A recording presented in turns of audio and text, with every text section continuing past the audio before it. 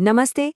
आज हम बात करेंगे सीक्रेट शैडोज की, यानी कि वो पवित्र छायाएं, वो पैतृक और घरेलू रुकावटें जो दिखती तो नहीं है पर महसूस जरूर होती हैं।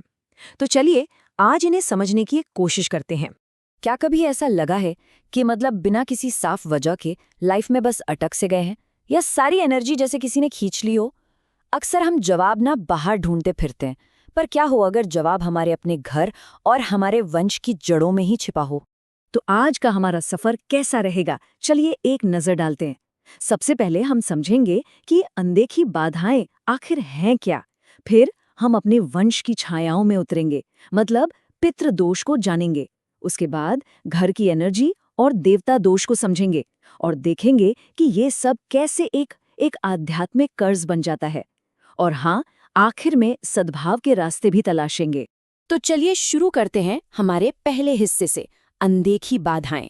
और यकीन मानिए, कई बार रुकावट हमसे उतनी ही करीब होती है जितना हम सोच भी नहीं सकते। अब देखिए, इस पूरी कहानी को समझने के लिए ना एक शब्द बहुत जरूरी है, दोष। तो ये दोष है क्या? आसान भाषा में कहें तो ये एक तरह की रुकावट है, एक ब्लॉकेज। और ये पैदा कब होती है? जब हम जाने अनजाने में अपने पूर्वजों यानी पितरों या फिर घर के देवी देवताओं के साथ जो हमारा एक आध्यात्मिक कनेक्शन है उसे नजरअंदाज करने लगते हैं। चलिए अब आगे बढ़ते हैं और बात करते हैं दूसरे खंड की, वंश की छायाएं। यहाँ हम खास तौर पर पितृदोष को समझने की कोशिश करेंगे। तो ये पितृदोष आखिर है क्या? अच्छा, इसको ऐसे समझिए, ये हमारे उन पूर्वजों की वजह से पैदा हुई एक रुकावट है जिनकी आत्मा किसी वजह से आगे नहीं बढ़ पाई, उन्हें मुक्ति नहीं मिली। वो या तो किसी निचले लोक में अटकी हुई हैं या फिर किसी अधूरे रीति रिवाज में बंधी हैं। अब सवाल ये है कि ये काम कैसे करता है। इसका जो मैकेनिज्म है ना, वो है एनर्जी कंजम्पशन, मतलब ऊर्जा की खपत। स्रोत ये बताते हैं कि जो हमारे पूर्वज फंसे हुए हैं वो अपनी मुक्ति के लिए अपने ही वंशजों की साधना, उनकी पूजा पाठ से जो आध्यात्मिक ऊर्जा पैदा होती है उसे खींचने लगते हैं। और पता है, ये जो एनर्जी खींच रही है ये हमें फिजिकली भी महसूस हो सकती है। कभी सोचा है कि मेडिटेशन करते वक्त अचानक से उबासी क्यों आने लगती है, या बेवजह की नींद, पीठ और कंधों में दर्द क्यों होता है? तो सोर्स के मुताबिक ये सब उसी एनर्जी पुल का नतीजा हो सकता है, ताकि बस आपका ध्यान भटक जाए। और इसका असर सिर्फ हमारी साधना तक ही सीमित नहीं रहता। बताया गया है कि ये कभी-कभी एक श्राप या एक कर्ज की तरह काम कर सकता है, जो पूरे के पूरे परिवार की मटीरियल प्रोग्रेस, मतलब उनकी तरक्की और खुशहाली पर ब्रेक लगा देता है। और ये असर कभी-कभी बहुत गंभीर रूप भी ले सकता है। स्रोत में वंश पर पड़ने वाले कुछ बहुत ही सीरियस इम्पैक्ट्स का जिक्र है, जैसे कि पैरालिसिस, कैंसर या फिर एक ही परिवार में बार-बार एक्सीडेंट्स का होना। चलिए अब पितृदोष से आगे बढ़कर तीसरे खंड पर आते हैं, घर की ऊर्जा। यहाँ हम देवता दोष को समझेंगे, जो हमारे अपने घर के माहौल से ही पैदा हो सकता है। तो देवता दोष का सीधा कनेक्शन है हमारे घर की एनर्जी से। ये उन देवी देवताओं या पवित्र चीजों से पैदा होता है जिन्हें हम बड़े मान से घर में रखते तो हैं, पर वक्त के साथ उनकी जो सही सेवा पूजा है वो करना भूल जाते हैं। तो सवाल ये है कि ये बंधन या ये बॉन्डेज बनता कैसे है। प्रोसेस बड़ा सिंपल है।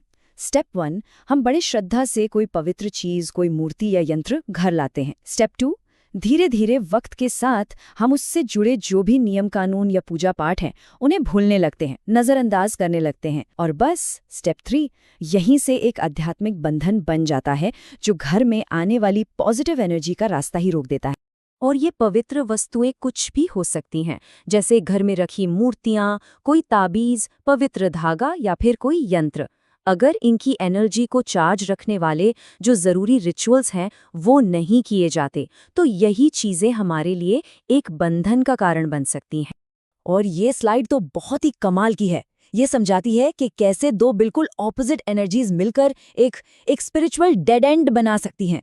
सोर्स में एक जबरदस्त उदाहरण दिया है।